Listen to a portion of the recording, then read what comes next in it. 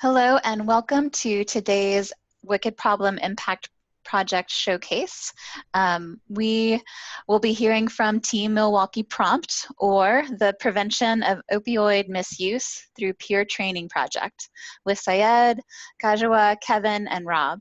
Today is Thursday, November 7th, 2019.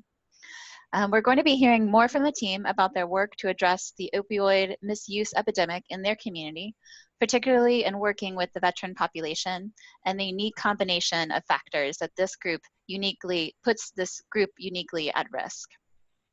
Their partnerships with Dry Hooch, the Mental Health America has led to a peer mentorship program for veterans that includes their experiences with trauma and has addressing it as a component of the intervention.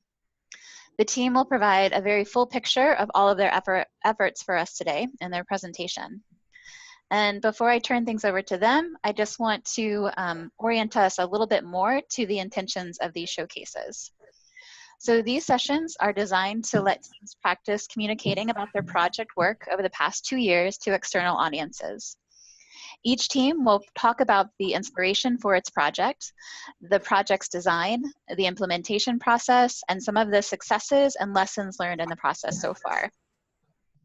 They also provide the chance for each team to hear feedback from your peers about how the presentation landed. So specifically about the effectiveness of the presentation and considerations around how it could be improved.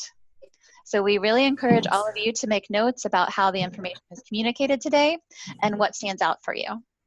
So you can chat them into the chat box or save them afterwards for Golden Nugget submissions.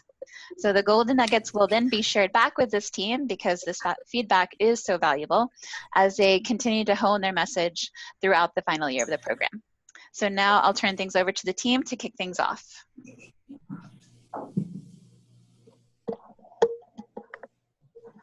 And Syed, are you starting things off? Yes. Good afternoon. This is Syed Ahmed. Hope you can hear me well. I don't know if you can see me well or not. If not, I'll continue talking though. Again, good afternoon. Thanks to Rachel, thanks to RWJ, and thanks to all the people who are on the phone and webinar today. So we are going to talk about Milwaukee Prompt, Prevention of Opioid Misuse Through Peer Training Program we have for the last so many years. Before I go further, when talk about the agenda, I like each of my friends and the clinical scholar peer partners to introduce themselves just like a 30-second. And first, Kevin.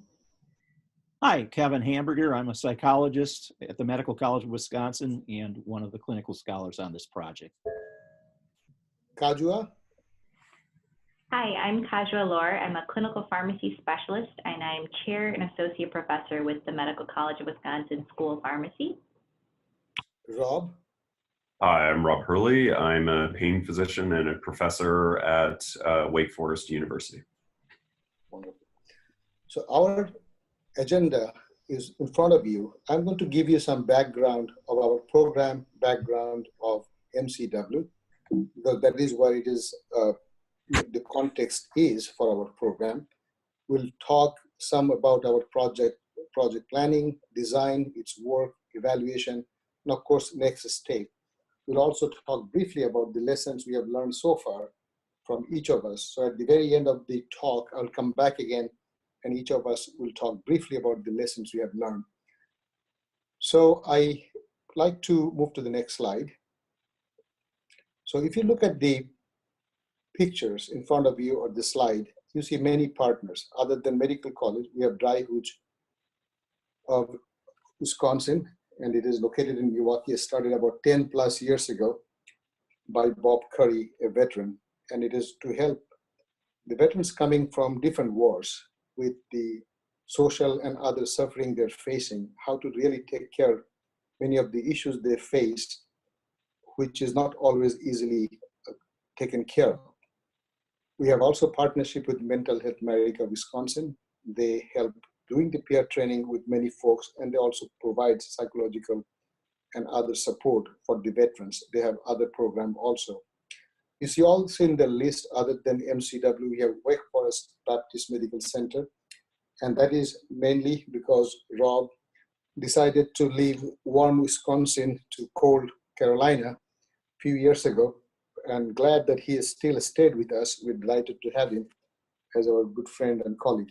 And of course, RWJ Clinical Scholars, we take them as our major partner in this major venture. So these are the major partners, but we have other partners we may briefly mention as we go along with the whole discussion today. Before we go to our prompt program, I thought it would be important that I talk briefly at least about the MCW and show what community engagement means to us at the medical college. It is a private medical school, about 125 years old. It had many different names. The last name was Market Medical School, and around 50 some years ago, the name changed. We have 4 missions, full missions: community engagement, education, research, and clinical care. That is actually uncommon. Most of the medical school has 3 missions: education, research, and clinical care.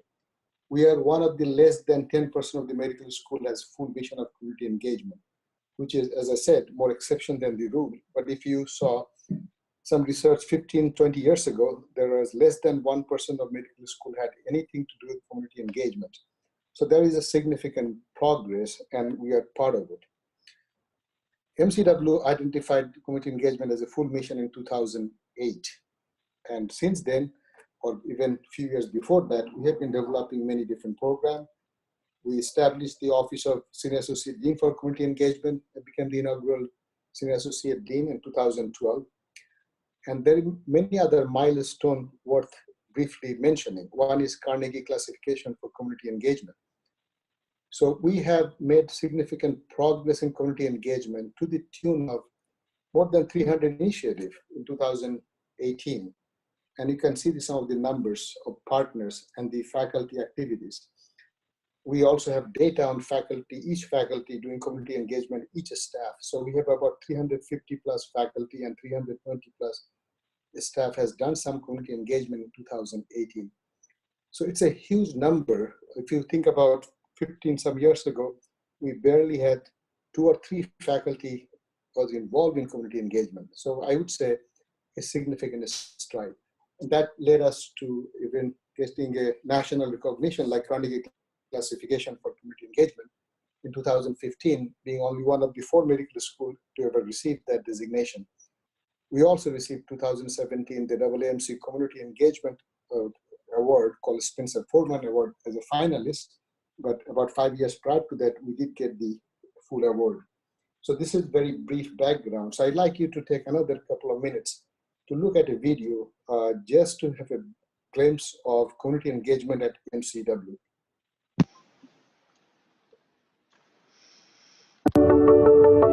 Community engagement is a concept that the academic institution like medical colleges have to engage with the community to get their communities involved in their own health and healthcare outcome. Community engagement to me is another term for almost like a marriage, a partnership. It doesn't involve coming to do things to the community. It's doing with the community and for the community.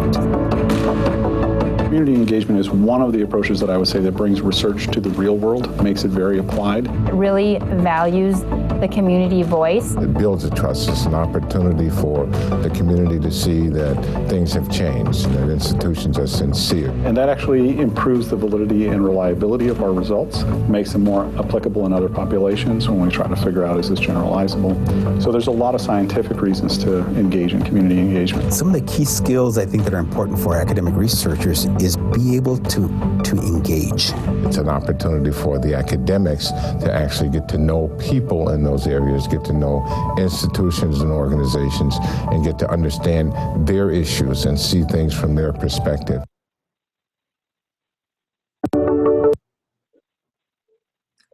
So this is just a glimpse of MCW community engagement. So if you look at the next picture, there are a few folks in there, and I don't have, I think, time to go through each person, but our community engagement, the prompt program, is far larger. Many peers, veterans involved, the dry hooch folks involved, VA hospital involved, practicing physician, family physician, PhD researcher, and of course the peers. So this is a program built on our existing relationship, but taking to the next level. And always in the community engagement, taking to the next level means a huge amount of work and addressing something in particular.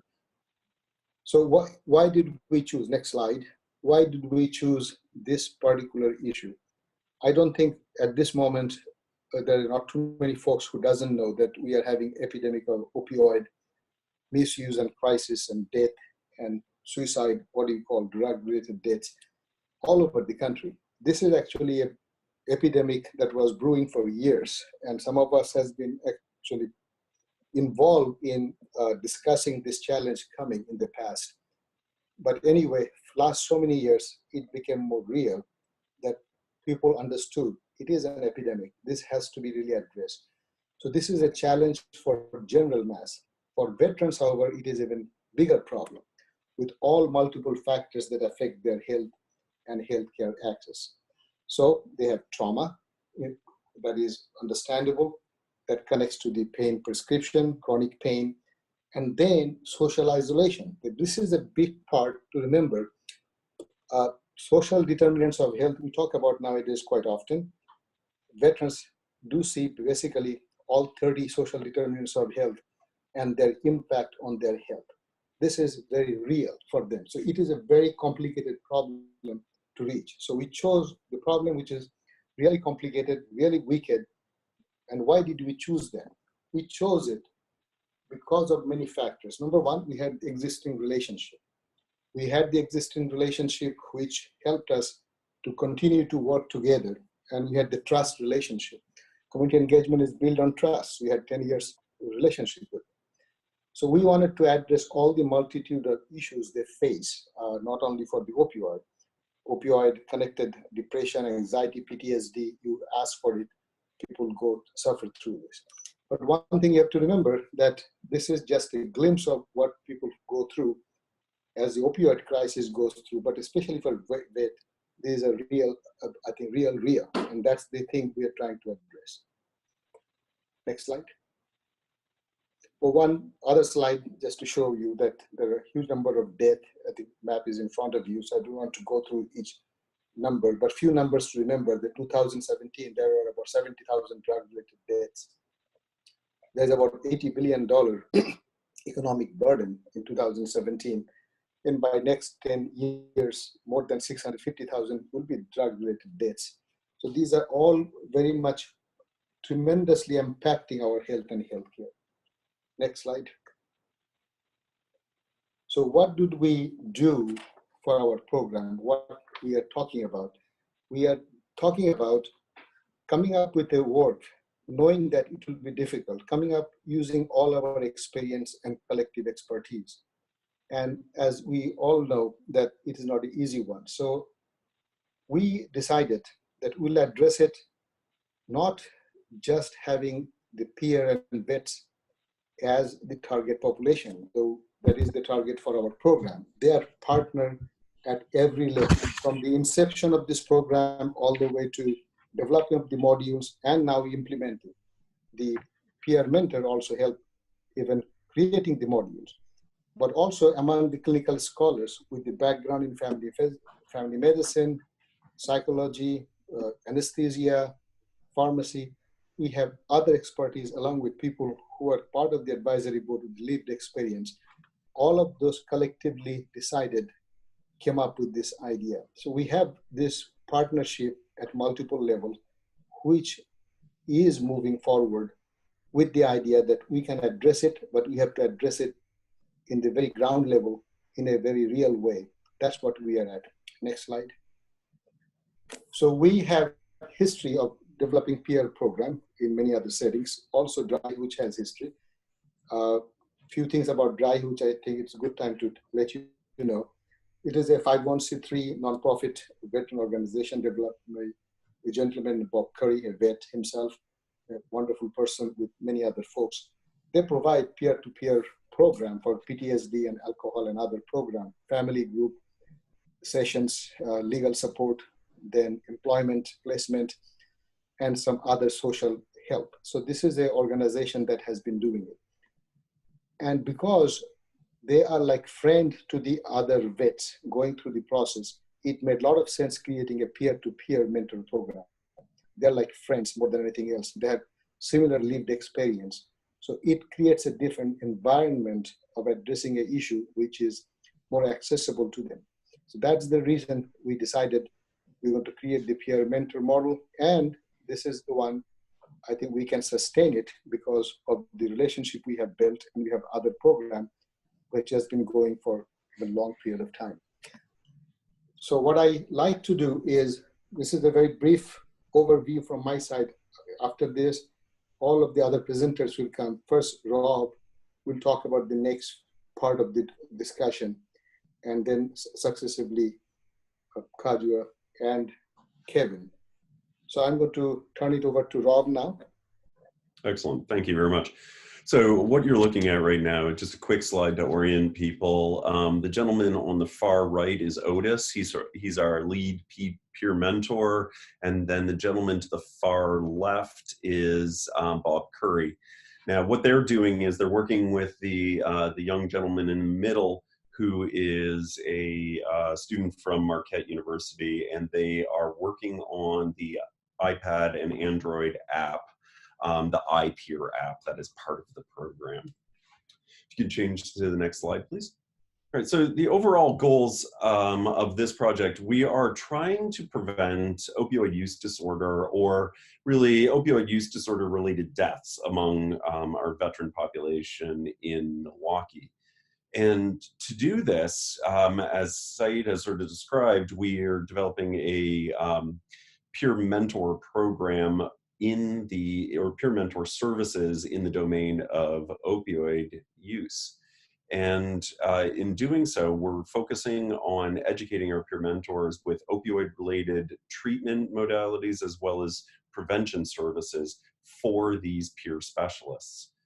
We're hoping to impact that veteran knowledge so they can sort of understand some aspects related to pain, some aspects related to opioid use, as well as share their attitudes and perspective, and then to try and address the behaviors that can sometimes be aberrant that are related to opioid use.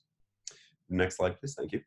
In this project model, obviously, I'm not going to read through the whole thing. However, I'll focus on a few aspects. If you look at the far left on the inputs, there's obviously many parts that make up this program. Clearly, the MCW clinical scholar team, of which we are,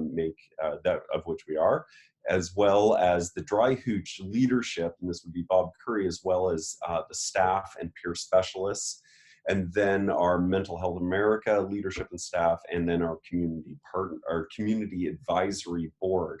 All four are equally important into getting this program to both get off the ground, but also to maintain sustainability. We'll run through a few of the objectives and other things in a moment. Sorry, go ahead, thank you. In the project timeline, so I'll just sort of run through this. The first part is obviously creating the partnerships, and sorry for the misspelling of curriculum, but creating the partnerships is first, and that went to primarily Saeed and a very long-term relationship with Dry Hooch, as well as many other community partners that were accented by Kevin and Kajua's relationships with these folks as well. The curricular development, so the program at Dry Hooch already has aspects of curricula, but not ones focused on opioid use and or pain. So our team went about developing that curricula for training of the peer mentors in order to work with the mentees. We then went about recruiting and training the peer mentors using this curricula. And then we obtained baseline data about the veteran population. We've developed general opioid use disorder prevention campaign. And then we will evaluate our progress, and then we will begin on the dissemination of this work. Then at the end, although this is not intended to truly end, but this project portion of it will, is the final reporting, and then reporting upon our sustainability efforts. Next slide, please. Now, as one would expect, this is not just from a single funding source to be able to create all of this. We've had the benefit of many additional funding organizations in addition to the Robert Wood Johnson Clinical Scholars Program. We also have the MCW Office of Community Engagement. Dry Hooch itself has helped, and this is primarily through Human Work Hours, Mental Health America of Wisconsin, as well, in this case, Wake Forest University School of Medicine, which funds a considerable portion of my time to help with this, as well as MCW Family and Community Medicine, and then the School of Pharmacy also at MCW. We also have gotten additional resources from our prompt core team, as well as our academic team, and then the resources that one cannot do without in doing this type of work is our community advisory board, where there's a possibility for all the people who we are trying to affect are able to give their thoughts and perspectives on what we are doing. Next slide, please. And at this point, I will pass it off to Kajwa. All right. So I'll be discussing the work of the project. And again, that's Otis, our peer lead mentor. So what are we working on? In terms of the engagement of the veterans, we've been using a peer-led approach, community-based participatory research for creating the opioid use disorder prevention curriculum. And the second thing is to positively impact veterans, their knowledge, attitudes, and behaviors related to opioid use.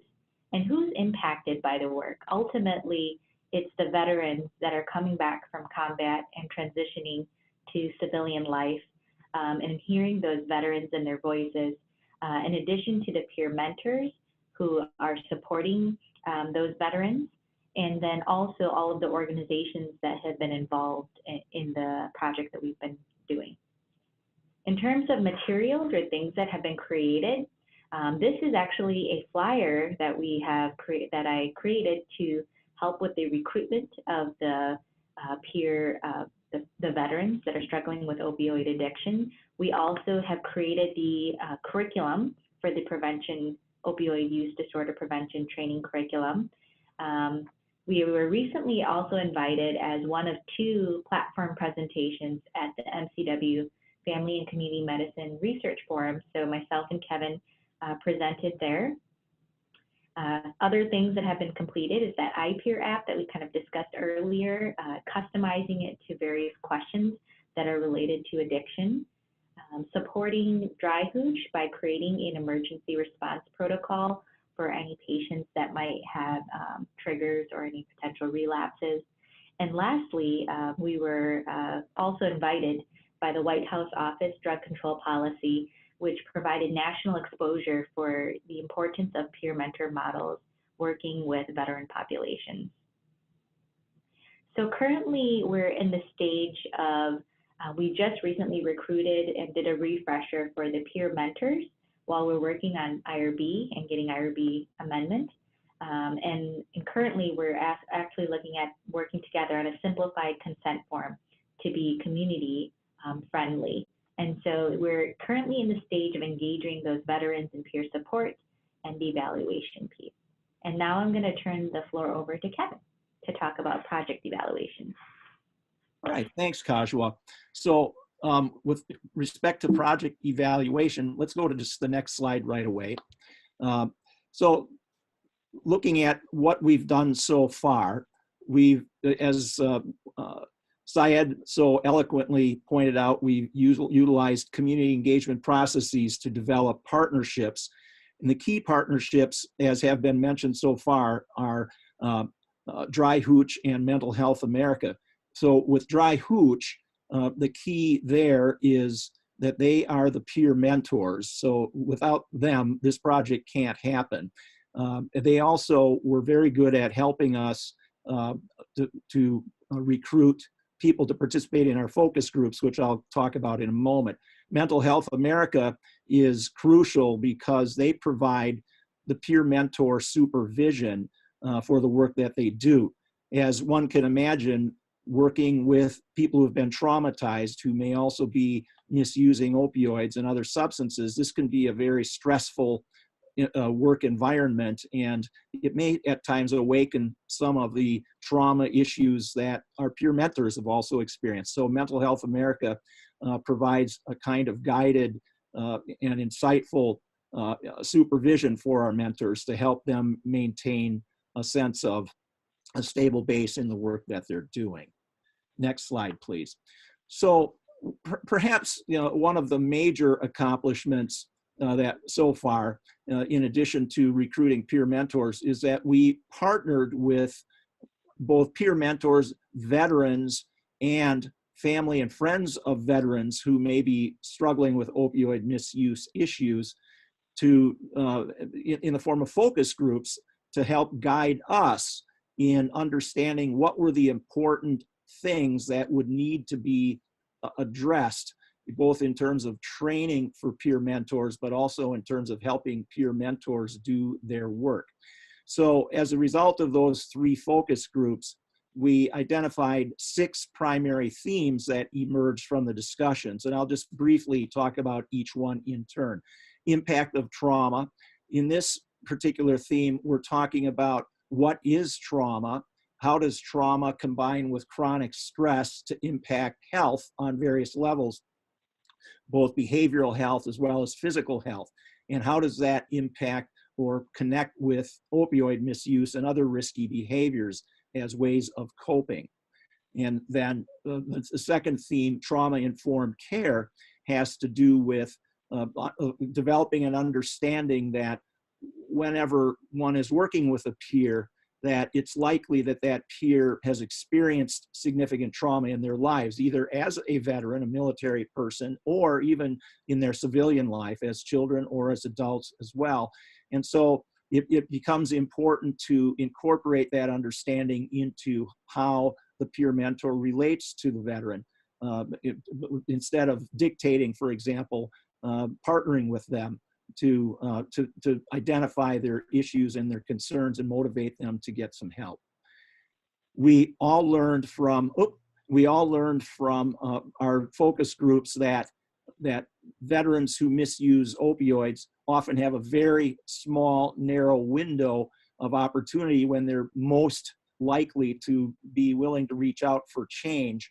And so we've incorporated the art of influencing others into the training as well. And this actually comes from right out of the book that we all received in one of our recent intensives as well. So we actually took that material and turned it into a brief curricular piece for working with the peer mentors.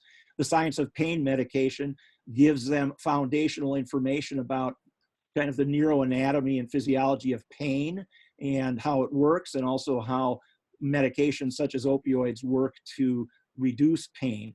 And then relapse prevention is a piece in which the understanding that we might be able to, through the peer mentors' help, get a person into treatment, but they may struggle with recovery issues afterwards. And so the peer mentor develops skills around helping a person to anticipate these things and develop plans to prevent it. And finally, self-care and wellness strategies. This one is an interesting theme, and it's kind of a two-edged sword, so to speak. So on the one hand, it sensitizes the peer mentor to the notion that their veteran peer who has chosen perhaps opioid use or other risky behaviors as a way of coping with their pain, their internal pain, pain of trauma, but at the same time, so they may lack other skills to be able to take care of themselves in healthy ways. So it equips the mentor to be able to help the veteran with developing some alternative coping strategies and self-care strategies. On the other hand, as I mentioned a moment ago, many of our peer mentors also are dealing with their own recovery issues, and we recognize that, and they recognize that going into this work with their veteran peers may also be stressful for them in terms of bringing up their own prior traumas and adversities. And so the self-care and wellness strategy component is also meant for the peer mentor to take care of themselves in this process as well. Next slide, please. Okay, so in terms of process and outcome evaluation, you saw it on the logic model, so I won't spend a lot of time with it now, but we are certainly interested in looking at the number of veterans who actually request opioid use disorder treatment, as well as seek prevention services from a peer mentor. We also want to positively impact the veterans' knowledge and attitudes and behavior related to opioid use. So we've put together a fairly hefty battery of evaluation tools, which I'll show you in a few moments. But the idea there is basically to assess the impact of mentoring on a number of psychosocial issues that are relevant to our peers.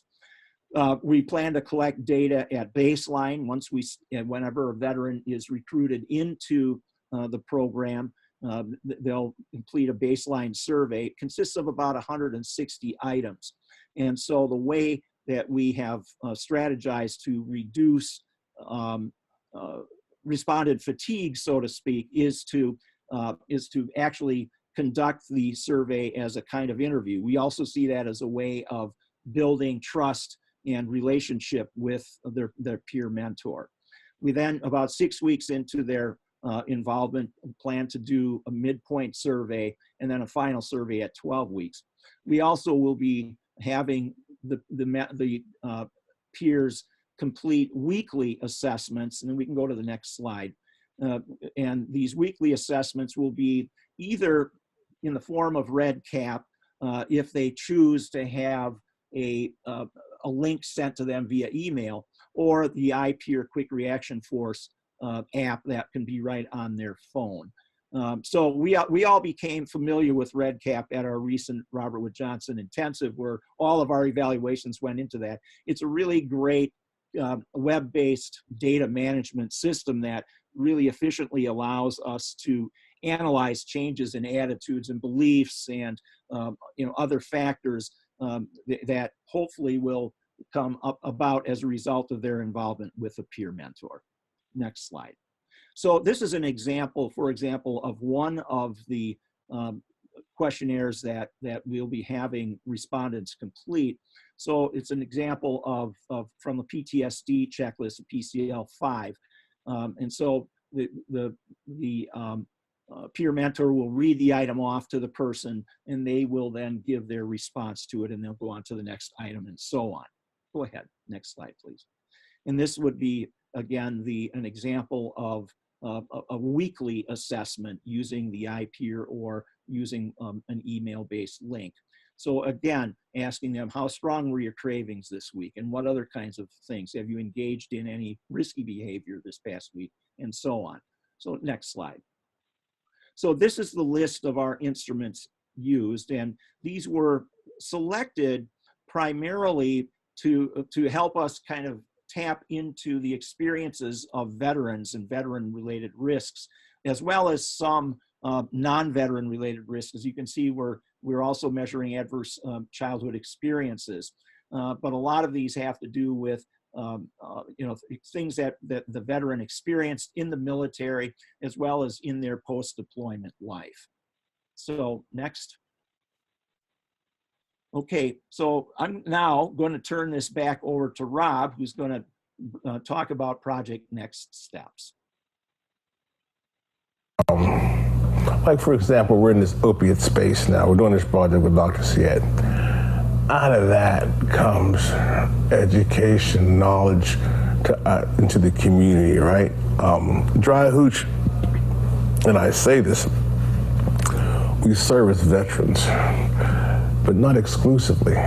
My hope for Dry Hooch is to, Dry Hooch, we integrate families in the community with the veteran. That goes all over the place,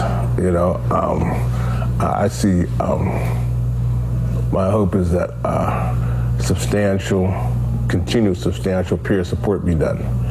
You know, we have an I-peer program also that we work with the medical college on, which is a big thing, right? They've done some manuals with us. This is all done because, in my opinion, right, because Bob Curry, right, who's the founder of Dry Hooch, had a great mission. He had a great vision.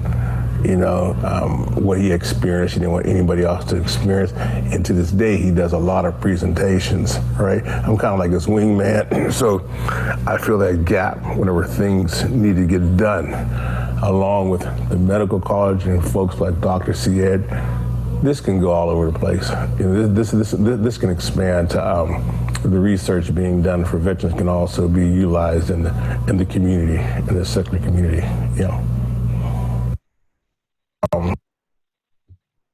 All right. So Otis sort of speaks to our dissemination and the point where he says it can go all over the place. That's certainly what we hope to be able to do. We are integrating these materials into the peer mentoring of Dry Hooch. So in addition to alcohol, as well as other things that they have worked on in the past, the opioid modules become part and parcel of Dry Hooch's mentoring program. We also intend to build on the success of the peer support model and use it in multiple other traditional healthcare situations as well as models. And then we also have the more traditional dissemination of standard academia, which includes publications, posters, and presentations. But what we really want to focus on is the training for the vets. And in many cases, we're hoping to be able to expand upon or beyond veterans to other populations at risk for opioid use disorders. And in this, we were hoping to be able to move this in the veteran and non-veteran population outside of Milwaukee to other communities, for example, communities in North Carolina. If I could have the next class. There. So sustainability, we talk about this often in our in-person sessions, and this is absolutely key to keeping this going, is where does one get additional funding? In our case, we continue to look at federal resources as well as private and state resources.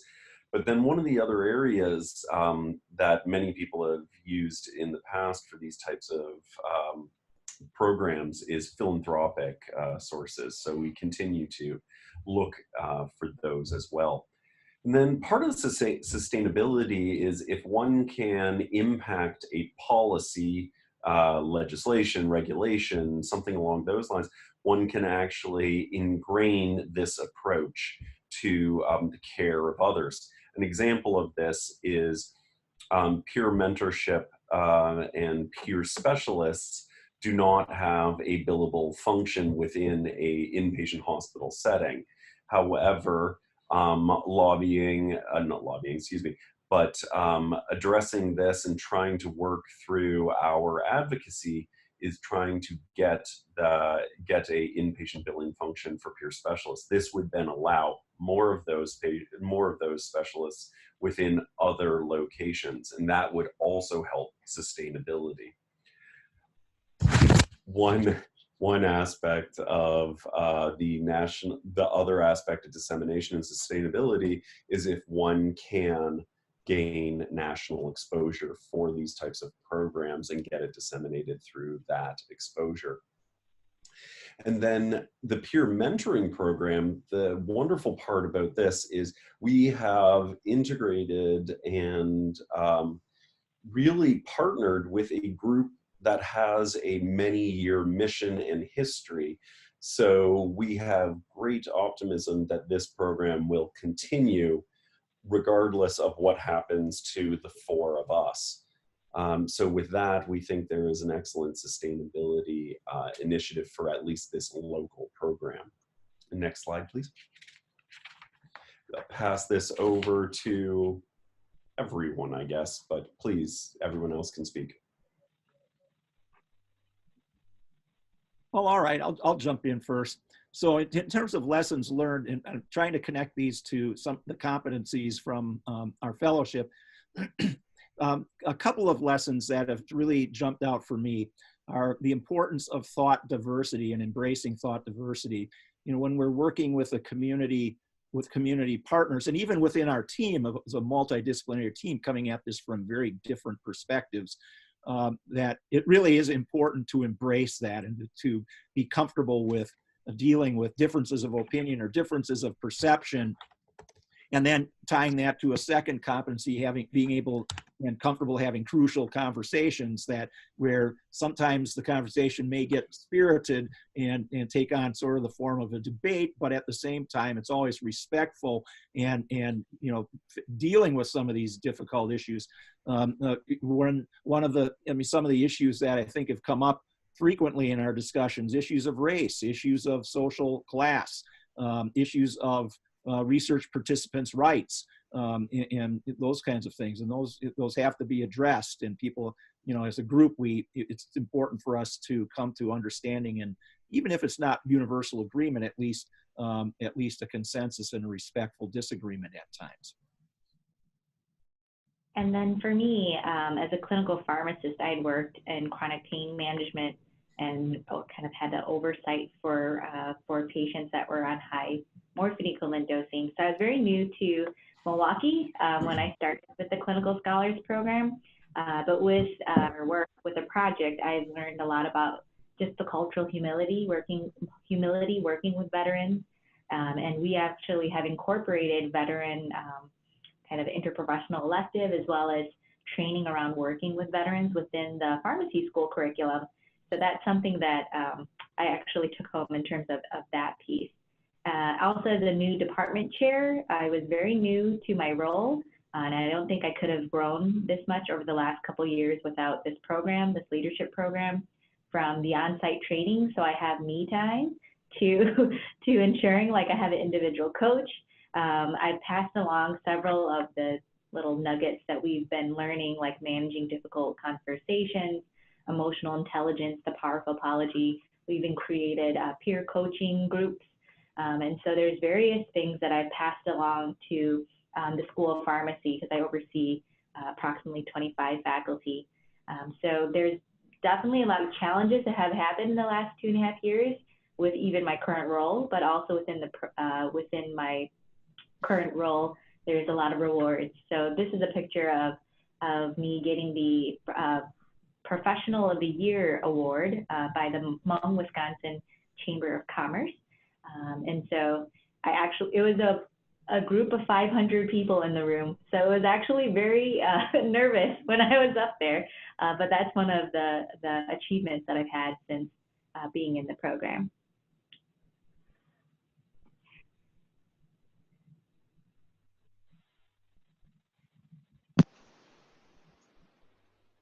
Saeed, are you muted? He may be. Let me see if I can help. You can go ahead. There we go. Yes, now we hear you, Sad. Rob, you can go ahead. Oh, sorry. So there are many lessons learned, both locally as well as from the program in the greater aspect. Locally, one of the things that I learned, and Kajwa used the right term, at least the one that fits for what I'm thinking about, and that is humility. One aspect of working with the peer mentors, but also in giving just a lecture to the peer mentors, the questions that they ask, they really open up your mind, because sometimes in the world of academia, we sometimes lose, or at least I lose, perspective of what some of these people are going through. And listening to them has actually been exceptionally valuable, and it's opened up my perspective in how I do therapy and treatment in my role, in my clinical role here in North Carolina as well.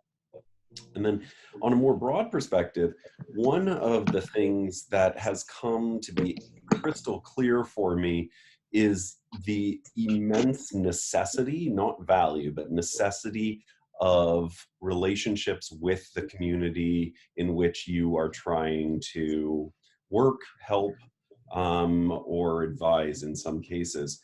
Sorry. And that,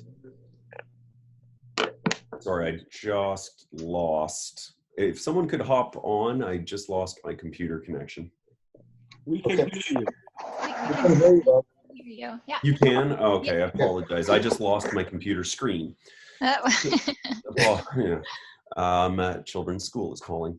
So the big thing is the understanding of the community engagement and seeing the importance of that engagement has been very powerful, because watching how much the peers as well as the Dry Hooch program respect the involvement of the MCW folks has been clearly, it is a excellent relationship that goes in both directions. And I think that is one of the big things that I've learned from this, is not community engagement is far from a hand waving exercise or a checkbox. It's really much more valuable when there is such deep connection. So for me, the multiple things I need to bring it up. One is just going back with what Rob just said. Our peer mentors, they're really partners, and they understand that, feel it. They're also part of developing the program at every level. Even the book Influencer, I gave a copy to Otis, and I developed the Influencer module. And that was wonderful. And I think that made it, I think, more real for anyone creating a module such as influencing others. And all the other pieces what Rob mentioned, even presenting to the peer vet mentor is an experience by itself. Listening to their stories in the focus group was a very eye-opening. And one day, hopefully, we'll be able to share some of those stories, which was tremendous. But on the other level, as a physician, I deal with opioid whole life and have been, I think, vocal critic of abuse of these medications for a long time. But I learn even more just by doing this. As a community engaged researcher, I have been doing community engagement for 30-some years. But I tell folks, if you have done one community engagement program, you have done one community engagement program. Don't get too used to it that you know all the answers. Again, this was a perfect example. Our program was going very smoothly for basically more than 2 years. Then within 2 weeks, we had crisis in all three partners of different level, from the MHA to Dry Hooch and MCW. For us, it was losing our glue, the main coordinator, leaving suddenly for her own reasons. Had really impacted, but with the support of everyone from the faculty and staff, and of some of the folks who are not even in the picture, like my program manager, Sarah, and now we have Maya, the new person coming in. God's blessing, wonderful blessing that people are back in again, track again. So those are the things you face and you do it. But on the other hand, I always teach other faculty that if you have done community engagement, you didn't get yourself in trouble, you have not done a community engaged program.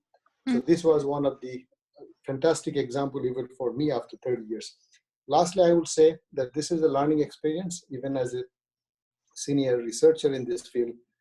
As much as sometimes I do not understand how much time I'm going to use for my GIT modules and OWLs and others, but those are the ones, as some of the books and the webinars and some of those retreats with colorfully named, all of them have been wonderfully helpful. And looking back, every time I actually tell other folks, this has been one of the best learning experience at multiple levels. So I'm going to more or less stop here. And there are a couple of other slides. Those are just slides for some of the research thing we have. We don't have to go through any of those. But this is the time I like to thank everyone, my clinical scholar colleagues, my staff, all the peer mentors, Dry Hooch, MHA, and of course, our RWJ clinical scholars, all the folks, Rachel, and everyone else. I cannot thank anyone enough. So I think we try to control as much as possible. We left 10 minutes. So we are open for any Q&A. Thank you. Awesome. Well, thank you so much. I really, a wonderful presentation. And I know that that will be echoed from your fellows as we open up the floor to the questions and comments and feedback on the presentation from everyone. If I could ask Maya to stop sharing your screen so that we could pull up the all of the webcams from everybody who is on the call today. I'm not sure if I could do it either.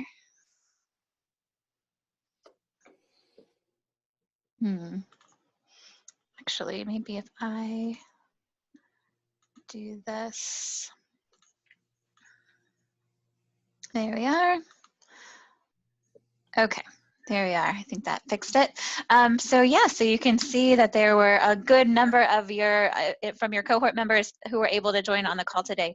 So I just want to open up the floor to hear from you all with your feedback to the team. I have a question for the group. Very great presentation. Thank you for doing really important work. So my question is, you know, there in some states, I don't think it's nationwide, but there's a movement to have like peer certification and peer mentoring for billing purposes. So I'm wondering what level of training and qualification do the mentors have, or is it just something more like a 12-step model, peer support?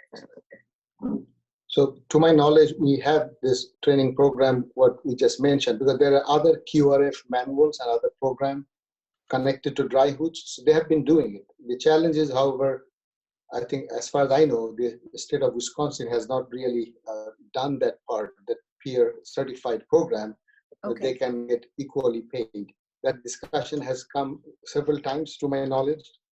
I don't know that Kevin or Kazua knows a little bit more where we are with it. But this is one of the areas, I think, dry hoods, and we are interested to make it happen, because then it will be more relevant, it will be more sustainable. So that's a very good question. Yeah, I don't have any more to add to that at this point. It's still, I think it is that we don't have a lot of, we don't have that momentum yet in Wisconsin to make that happen. So we have to work on that.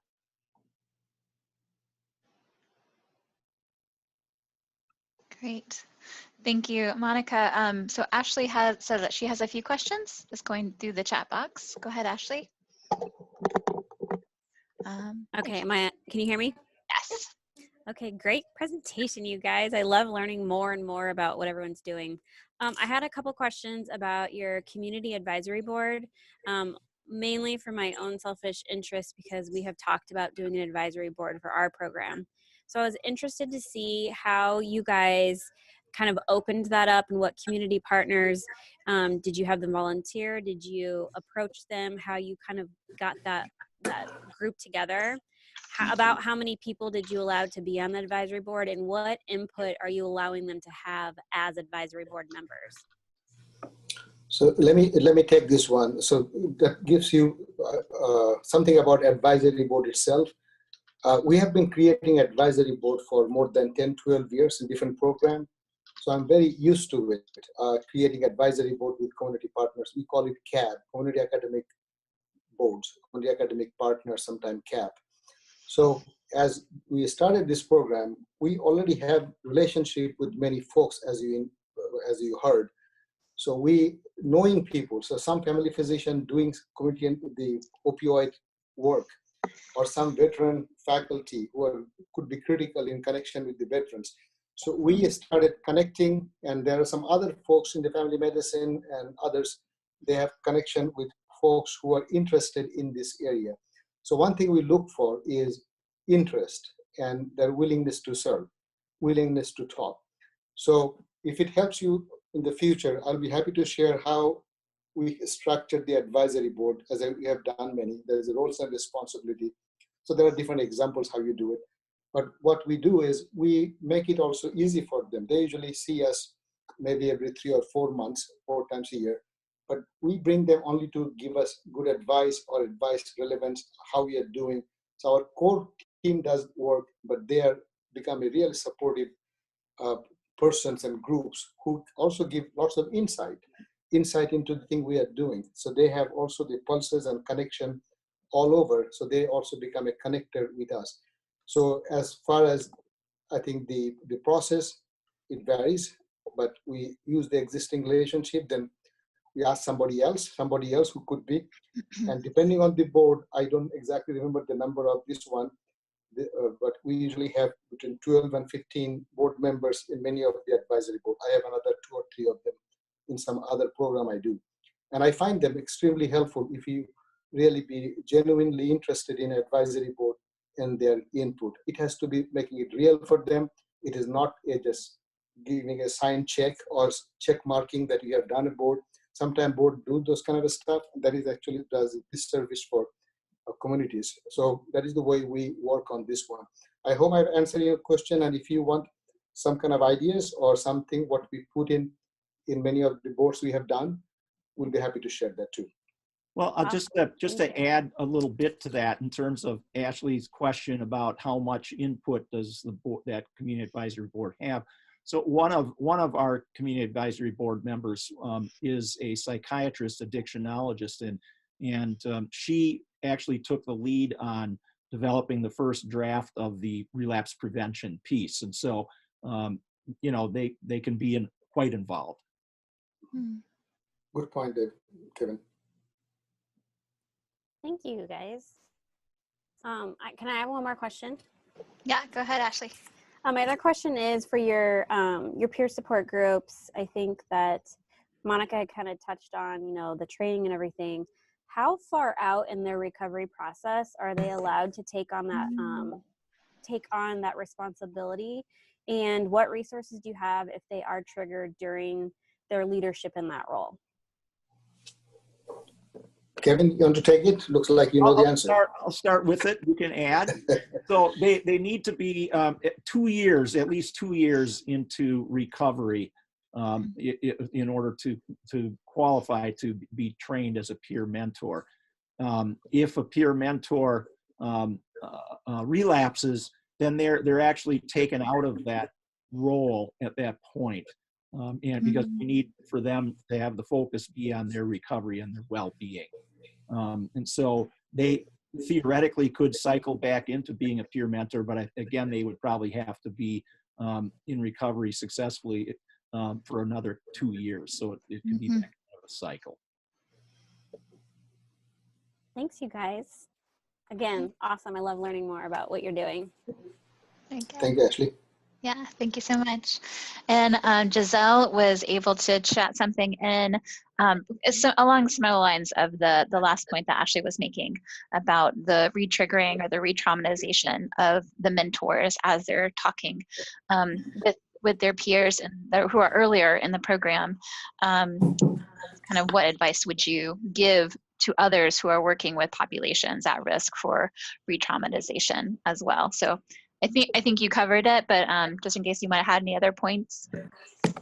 Well, I think the other way we covered that is that I talked about how Mental Health America provides supervision for them. And this is not, again, it's not a check the box supervision. It's a very much almost a quasi-therapeutic type of supervision where they're allowed to bring up the things that are being aroused within them as they're doing the work, and so they can talk these things through. So I think, you know, a fairly intensive supervision, I think, is another part of this. And then we also created the emergency response protocol to support, and now it's being used with Dry Hooch and Mental Health America. So that is one of the other tips that would be helpful to provide that support. I think we also have been discussing like having coaching for some of the peer mentors as well to ensure they maintain their recovery, and talking to them about self-care and wellness strategies. Absolutely. Yeah. Great. Thank you for that. And so questions are a form of feedback, just to, I encourage you to kind of pay more attention to what's being asked and how it's being asked in terms of things that you could enhance in your presentation in the future. For other key nuggets of feedback, I've dropped the link to the Distance Hub there in the chat box so that you can go there and provide more via the quiz. We are at our time. I did want to just provide one more second for other folks who wanted to chime in if they had a burning comment that they would like to share with the team before we end it.